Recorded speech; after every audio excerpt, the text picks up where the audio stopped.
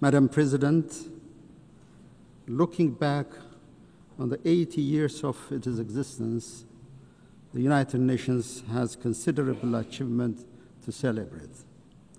Our sacrifice for decolonization has left a lasting legacy on the global body, making it truly universal with the admission of newly independent states.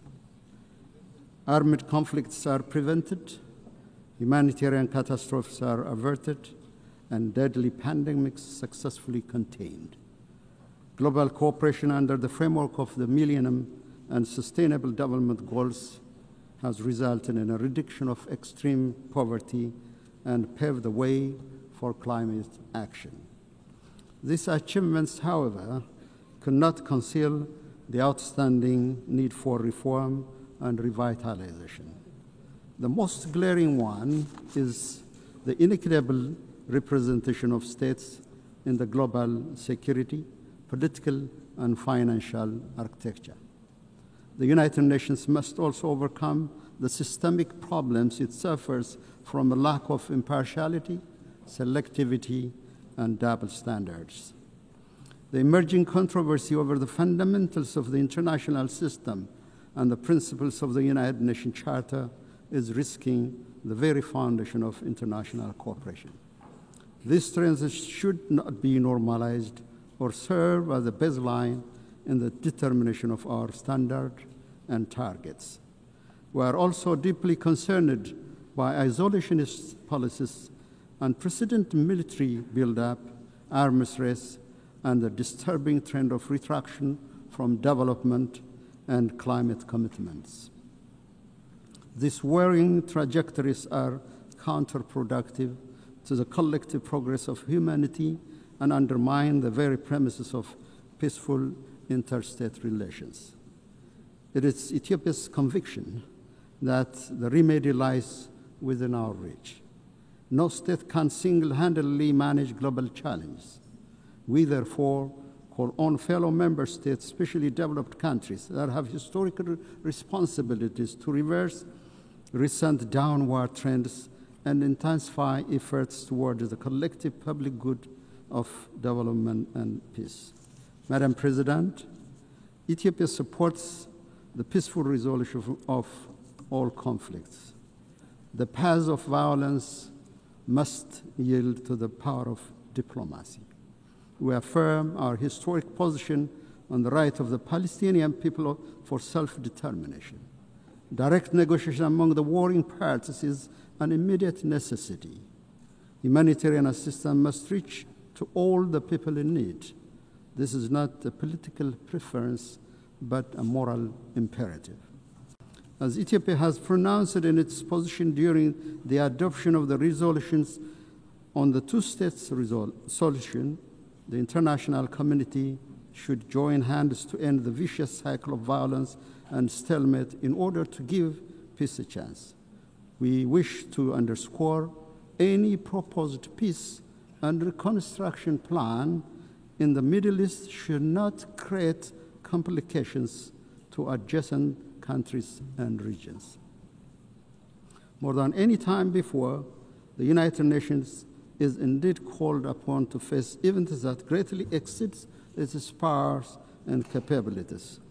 It was in 1949, at the fourth session of the General Assembly, the Ethiopian delegation forewarned the risks of ineffectiveness and intrusion into the mandates of the General Assembly.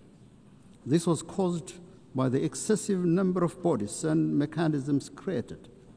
It is in this light that we see the ongoing reform process under the UN 80 initiative as an opportunity to preserve the mandate of the General Assembly by rectifying its dispersion to a multitude of other bodies. Ethiopia reiterates Africa's long-standing call that there should be more decentralization and deployment of institutional and financial capacity to the global south, especially to the African continent, where the United Nations has most of its programs.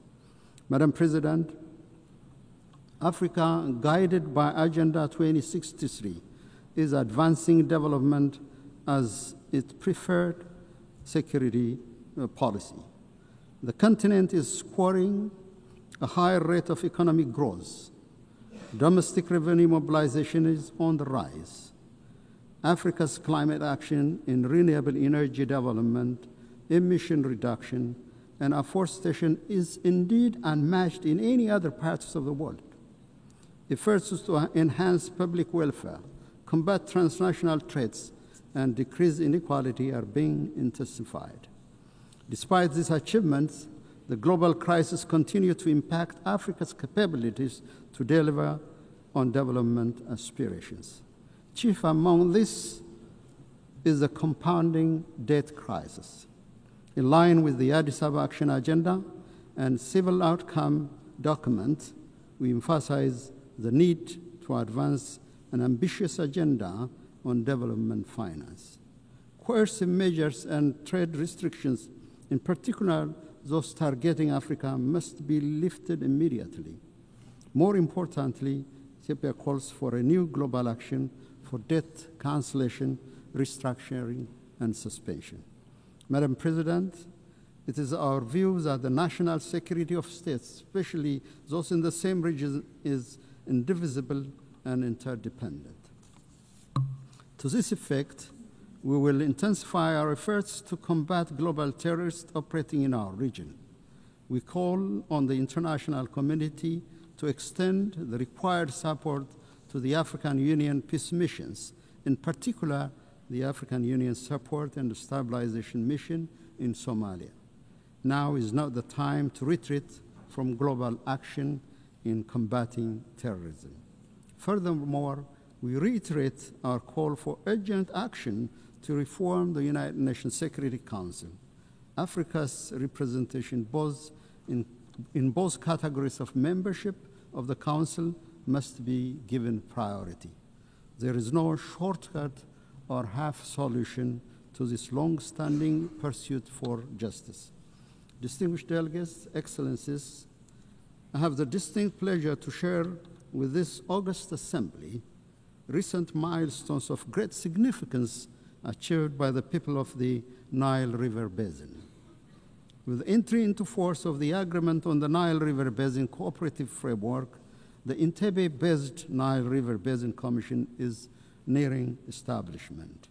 This year, we also celebrated another milestone.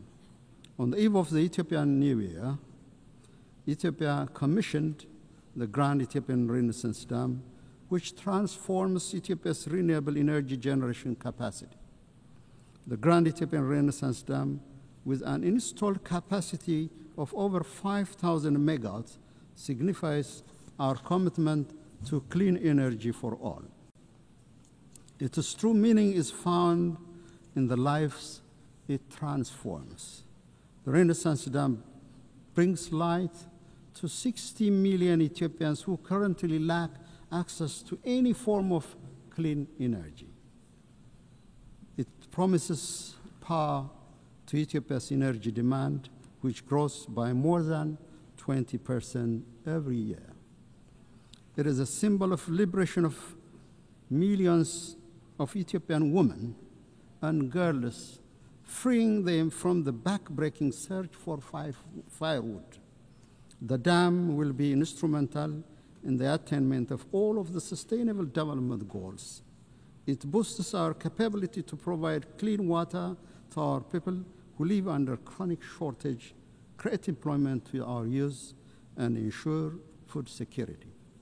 GERD also enhances regional connectivity.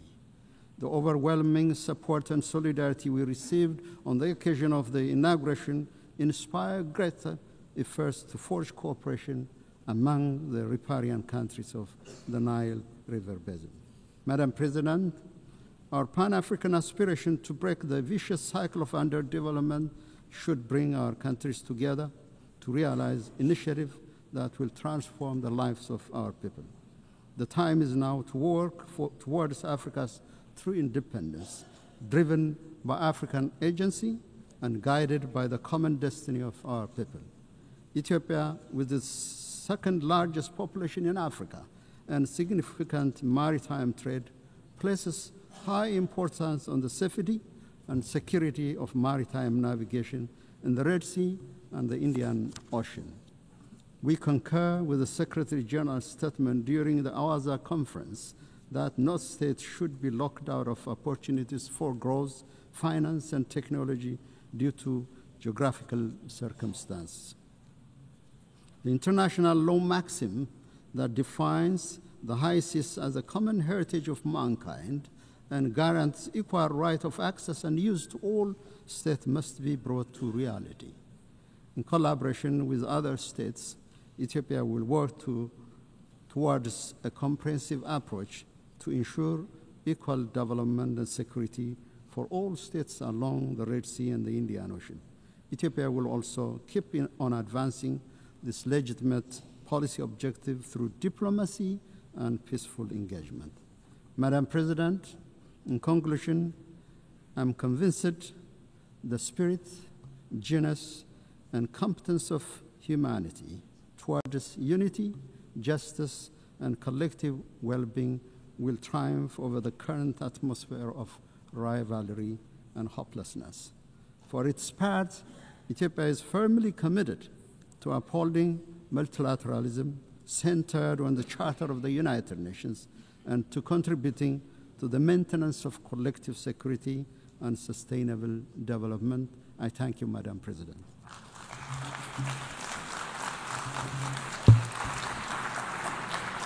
On behalf of the Assembly, I wish to thank the President of the Federal Democratic Republic of Ethiopia.